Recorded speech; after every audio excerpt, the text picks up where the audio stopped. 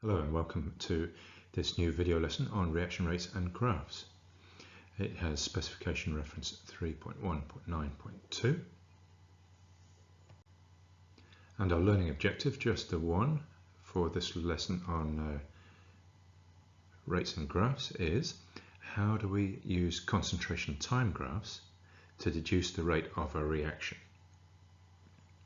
And we worked out the concentrations at various time points in the previous video, and now we're going to use that data to work out the rate of reaction at those same time points. First though, let's get our heads around concentration time graphs. Here we have one here, and we have it for this reactant A.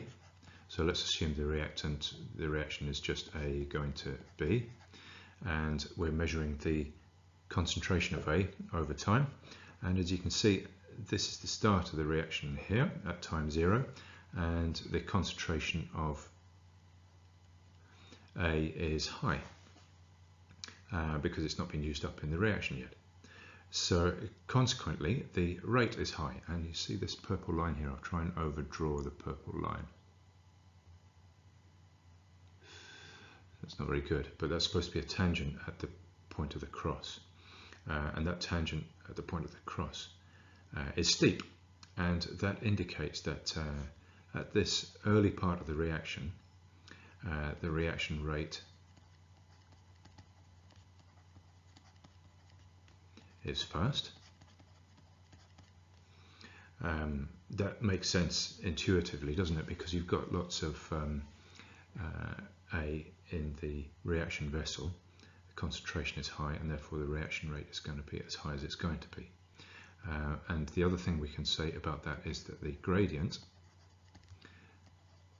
at the point you're interested in is steep. Okay, and we'll take a point, let's say down here at 30 seconds, and that point just there. Now the reaction's been going on for 30 seconds, so some of A has been used up and turned into B, and so the concentration of A in the reaction vessel is less than it was at the start. So we can intuitively know that the reaction rate is less fast. Or let's say the reaction rate has slowed. And you can see that blue line about a tangent. That tangent there is less steep.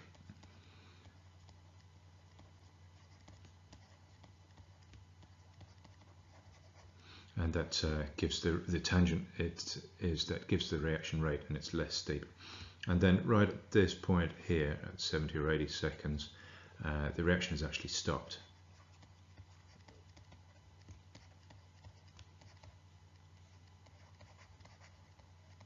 The reaction is stopped, and the tangent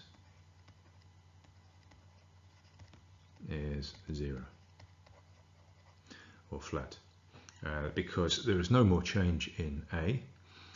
A has nothing to react with, so because you still have some A left, but the reaction is clearly stopped, what you can deduce is that you've run out of B. So you've run out of B to react with A. There's still some A left, but the reaction has stopped because there's no more B left. And that's what we can deduce there from this concentration time graph. Now we're going to have a look at drawing some tangents from some real data. Remember the experiment that we did before? I think it was the mass loss experiment. This was the data that we were given in the question, where we started off at 389 grams of reaction vessel, and we measured that mass over time, or at least the question did.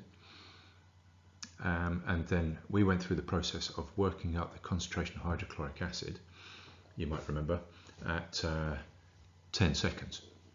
Now, you may have done this yourself. If you haven't, here's the results. If you have, well done, by the way. But if you had done that for each of the time points, this is the result table that you would have got. So for each of these, we did this in class or in the video lesson, If you'd have done the other ones, you would, in the same way, you would have got this data. And from this data, this is the data we can use to plot a graph. So actually that's what we're going to do.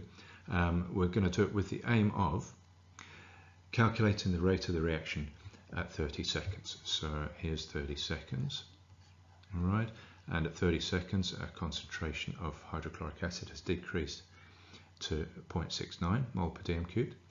And at that point in time, because as you know from the previous slide that the reaction rate changes with time, so at that point in time, after 30 seconds of reaction, what is the reaction rate? That's what we're going to work out.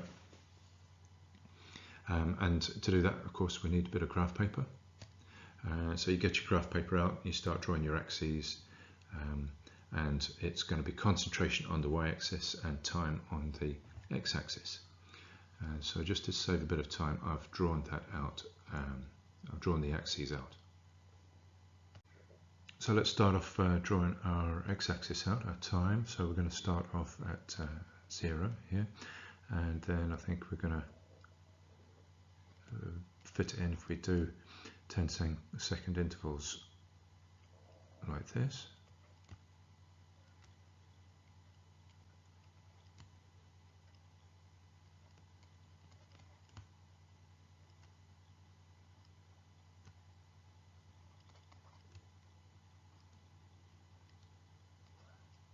It takes us up to 60 seconds, so we'll just label that time in seconds. And we're also going to want to plot concentration of hydrochloric acid on our y-axis. And why don't we start at 0.4?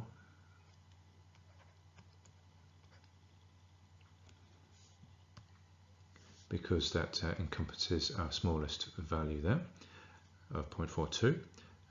So if we make this one 0.5 and go up in 0.1,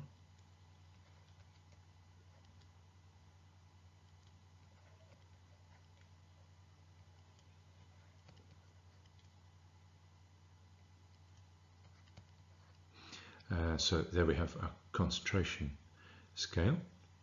Now we're going to plot our points. So at time 0 we have a concentration of 1, so we draw our little cross in here, and at time 10 seconds we have 0.87, so that's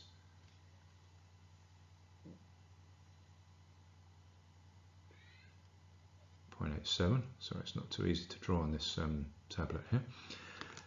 That's roughly right. And at 20 seconds we've got 0.78, which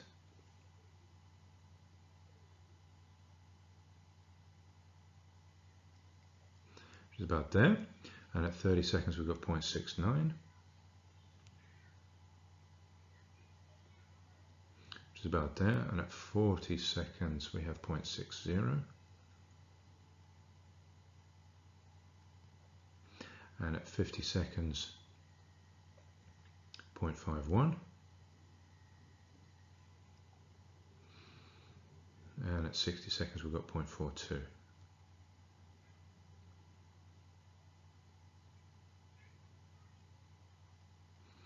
Which is there. Okay, now we're going to draw a line of best fit, and in this case I think we can draw a straight line. Usually we'd be drawing a curve.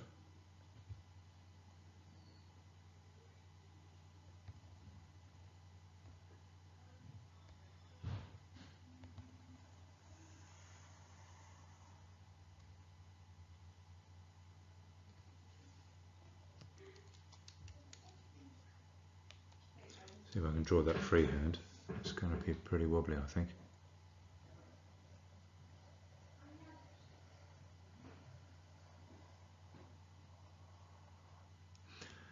So a bit wobbly, but let's use it anyway.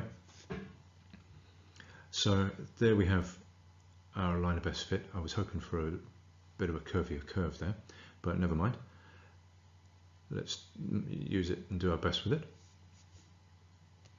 So the question asks us for the rate of reaction at 30 seconds. So there's 30 seconds, and so what we're going to do is we're going to use this point here, and we need to draw a tangent at that point.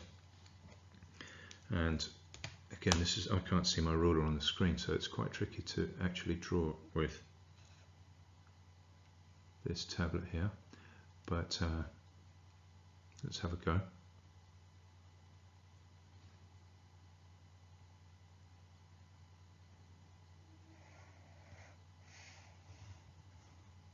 Okay, let's say that was our tangent, the line in red drawn there. So then to get the gradient of that tangent, we're going to pick a couple of points that go through nice lines. Why don't we pick this point here and this point here. Okay, so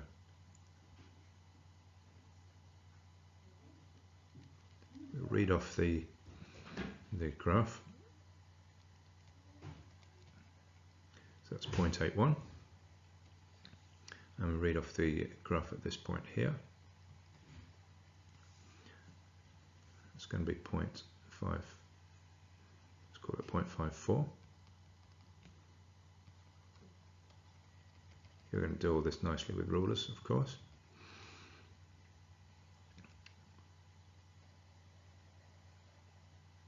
So then what we can do is we can say that our change in y is 0.54 take 0.81 equals 0.17, I think.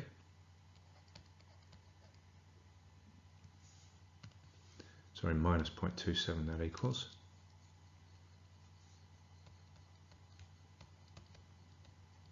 And our change in x is going to be this distance here.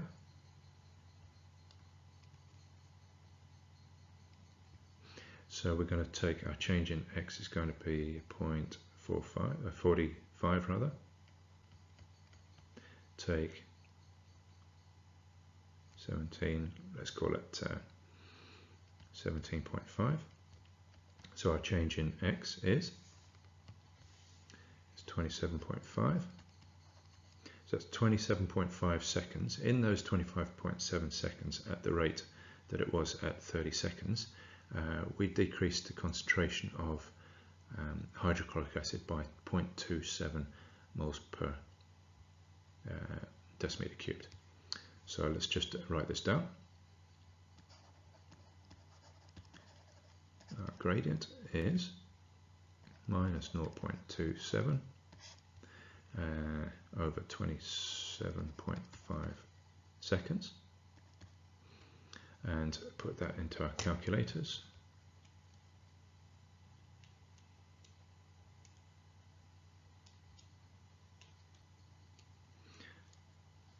And that's let's call that 9.82 times 10 to the minus 3. And let's put our units in as well. Well, what we've done is we've divided our top line is in moles per decimeters cubed, concentration, and our 27.5 is seconds.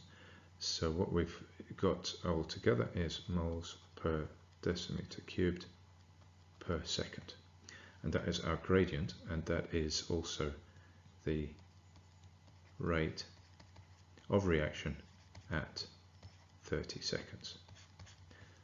QED. On the previous slide, of course, the rate was negative, and all that means is that the concentration of A was decreasing, but it was decreasing at that particular rate. If we'd have plotted a graph of B, for example, that would have started at 0 and increased gradually, and you would have got a ever decreasing slope until it plateaued out when the reaction was finished. Okay, so we've had a look at reaction rates and graphs there, and we've used the concentration time graph to deduce the rate of a reaction. So hopefully that's been clear for you. and let me know if it's not.